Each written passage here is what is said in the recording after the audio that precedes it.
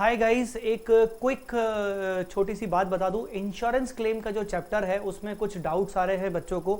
Insurance claim के chapter में बच्चों को डाउट ये आ रहा है, बच्चे ये पूछ रहे हैं कि सर एवरेज क्लॉज हमें कब अप्लाई करना है और कब अप्लाई नहीं करना है, चाहे लॉस ऑफ स्टॉक पॉलिसी हो चाहे लॉस ऑफ प्रॉफिट पॉलिसी हो।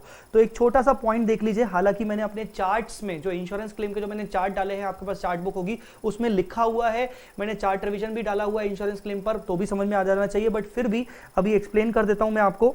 अगर आपका लॉस ऑफ स्टॉक पॉलिसी है, अगर आपका लॉस ऑफ स्टॉक पॉलिसी है तो ध्यान से देखिए, लॉस ऑफ स्टॉक पॉलिसी के केस में आपको क्लेम कैलकुलेट करने के लिए क्या देखना है।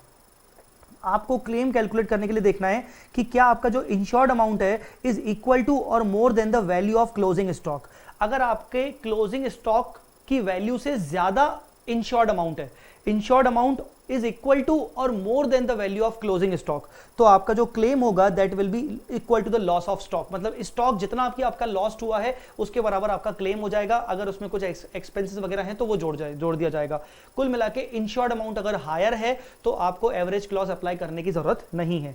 Insured amount is less than the value of closing stock. अगर insured amount lower than closing stock value है, lower than closing stock value है, तो आपको एवरेज क्लॉज अप्लाई करना पड़ेगा। एवरेज क्लॉज अप्लाई करने के लिए आपका ये फॉर्मूला लगेगा, total loss into insured amount divide by value of stock. Total loss into insured amount divide by value of stock. ये चीज मैंने अपने चार्ट रिवीजन के वीडियो में और मेरे चार्ट बुक में भी ये चीजें डली हुई है। तो आपको याद रखना है कि इंश्योर्ड अमाउंट अगर कम है तो आपको एवरेज क्लॉज अप्लाई करना है।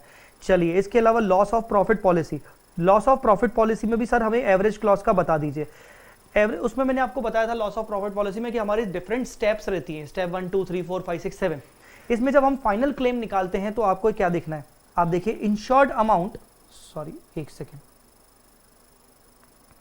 Insured amount is more than the adjusted annual GP. जैसे वहां पर हम देख रहे थे कि insured amount is more than closing stock, यहां देखना है insured amount is more than adjusted annual GP. अगर आपका इंश्योर्ड अमाउंट ज्यादा है एडजस्टेड एनुअल जीपी से तो क्लेम जो होगा वो स्टेप 6 के बराबर हो जाएगा। मतलब जो स्टेप 6 में आपने टोटल लॉस निकाला था उसके बराबर हो जाएगा। आपको याद होगा इस लॉस ऑफ प्रॉफिट पॉलिसी में टोटल लॉस निकालना पड़ता है। दो प्रकार के लॉस आते हैं, एक तो लॉस ऑफ प्रॉफिट और दूसरा एडिशनल एक्सपेंसेस का। तो बेसिकली दोनों केसेस में देख लो, लॉस ऑफ स्टॉक देख लो, लॉस ऑफ प्रॉफिट देख लो। अगर आपका इंश्योर्ड अमाउंट ज्यादा है आपको एवरेज क्लॉज लगाने की जरूरत नहीं है। पर अगर आपका insured amount is less then adjusted annual GP है, एडजस्टेड एनुअल जीपी के से कम है अगर आपका इंश्योर्ड अमाउंट, तो ऐसे केस में आपको क्लेम निकालना पड़ेगा एवरेज क्लॉज के बेसिस पर। Total loss into insured amount divided by average adjusted annual GP. कहीं ना कहीं लॉस ऑफ स्टॉक में बस डिनोमिनेटर में क्लोजिंग स्टॉक आता था, यहां पर डिनोमिनेटर में एडजस्टेड एनुअल जीपी आ रहा है। तो देखा जाए तो एवरेज क्लॉज का फॉर्मूला एक जैसा है, चाहे लॉस ऑफ प्रॉफिट हो चाहे लॉस ऑफ स्टॉक पॉलिसी हो।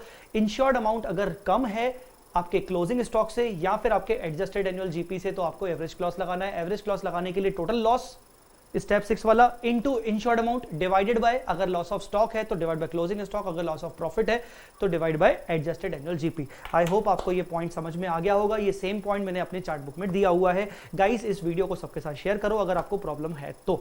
बहुत सारे बच्चे बोल रहे हैं sir loss of profit policy छोड़ के जाएं क्या, सर बहुत टफ लग रहा है। मैं आपको बोलूंगा कि अगर आप मेरा एक चार्ट रिवीजन देख लोगे इंश्योरेंस क्लेम का, अगर आप थोड़ा सा आराम से देखोगे, आराम से एक क्वेश्चन देख के जाओ, अगर आपको कॉन्फिडेंस नहीं आ रहा है लॉस ऑफ प्रॉफिट का, एक सिर्फ क्वेश्चन देख के जाओ, सिंपल वाला क्वेश्चन देखे जाओ, बाकी भगवान का नाम लेके जाओ, जो होगा देखा जाएगा। हो सकता है शायद लॉस ऑफ प्रॉफिट पॉलिसी का क्वेश्चन आए भी ना, बट एक क्वेश्चन जरूर देख के जाना, क्या पता शायद 3-4 मार्क्स आ जाए।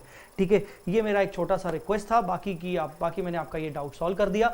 इस वीडियो को सबके साथ शेयर करिएगा। Thank you so much, bye bye, जय माता दी, अल्लाह हाफिज, लव यू।